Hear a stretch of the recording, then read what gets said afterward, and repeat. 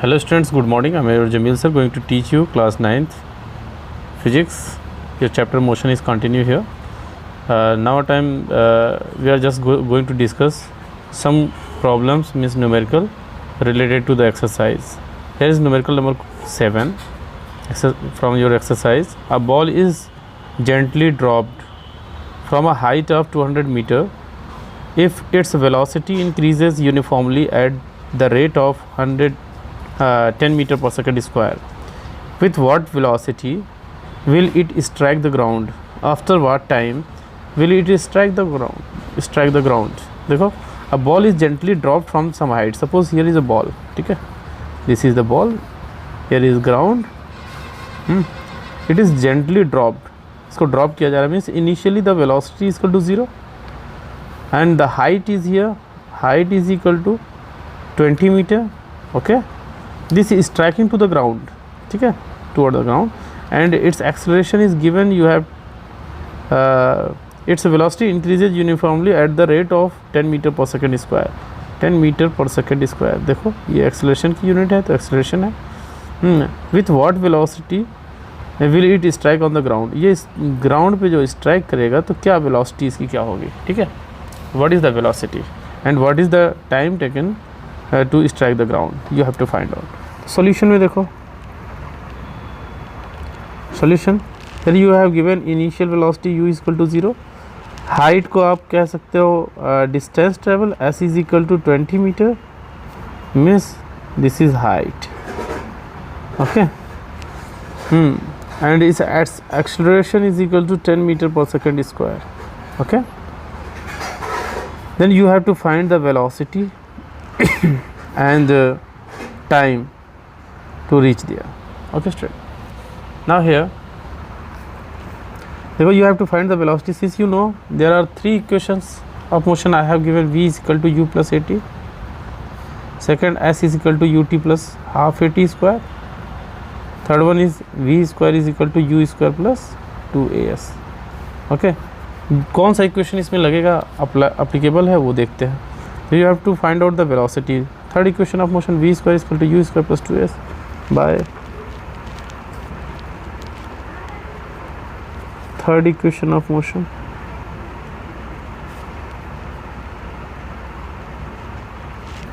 क्या होगा third equation of motion? v square is equal to u square plus 2as.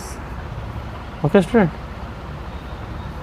Then put the values. v square is equal to u हमारा 0 है plus 2 into 10 plus 20 height. Means you obtain v square is equal to 20 into 20, means v is equal to under root 20 into 20. Square root हम ले लेंगे. Therefore you obtain v is equal to 20 metre per second.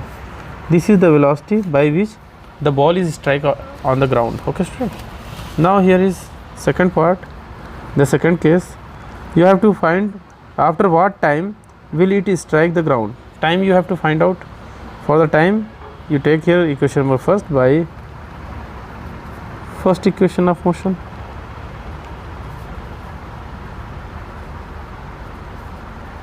Of motion क्या होगा? First equation of motion v is equal to u plus 80 होता है. Put the value. v की value 20 है. This is 0 plus a की value क्या है? 10. a is 10 here and time is t. Then you obtain 20 is equal to 10t, means t is equal to 20 upon 10 2 times. Therefore you can say t is equal to here 2 seconds. After 2 seconds the ball is striking the ground. Okay student. Okay, here is another question. Next question is here, question number 10. An artificial satellite is moving in a circular orbit of radius 42,250 km. Okay, calculates its speed if it takes 24 hours to revolve around the earth. You have to calculate the speed. Solution देखो, जो given portion है इसको लिखोगे आप. Means you have given the radius of the orbit. Radius of orbit. You can say capital R is equal to 42,250 kilometer. Okay student, you have given this. And it takes 24 hours to revolve around the earth. One round करने में 24 hours लग रहा है। Time T is equal to 24 hours. Student देखो जैसे ये है, here is अर्थ। अब ये अर्थ के चारों तरफ कैसा है, सर्कुलर ऑर्बिट में। ये कोई, हियर इज़ एनी सैटेलाइट, ये कोई सैटेलाइट है। देखो ये सैटेलाइट हमारा मूव कर रहा है ऐसे, ठीक। This is the satellite. ये सैटेलाइट इसके चारों तरफ इसे रिवॉल्व कर रहा है, ठीक। रिवॉल्व कर रहा है, 24 आवर्स लगता है वो रिवॉल्यूशन में इसको। हाँ, this is the earth suppose. The radius of this is R and time period is capital T. Then the speed of satellite, speed की बात कर रहा है। स्पीड ऑफ सैटेलाइट क्या हो जाएगा, speed of satellite is equal to, क्या distance upon time होता है। डिस्टेंस क्या चलेगा, सर्कुलर पाथ पे चलना है, तो वन रिवॉल्यूशन में क्या होगा, सरकमफेरेंस होगा। सरकमफेरेंस